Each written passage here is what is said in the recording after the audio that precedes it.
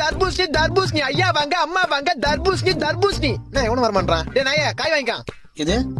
தர்பூசணி வாங்கினா சம்மர் சேலிங்கு உடம்புக்கு கூலிங்கு மூளைக்கு கேடு உடம்புல சூடு எது வந்தாலும் உடனே குறைக்கும் சரி எவ்வளவு காய 1 100 ரூபாய் 2 30 ரூபா இது 1 100 ரூபாய் 2 30 ரூபாவா நல்லா ஆஃபர் இருக்குது இந்த 2 கொடு கொடுக்குறேன் என்னண்ணா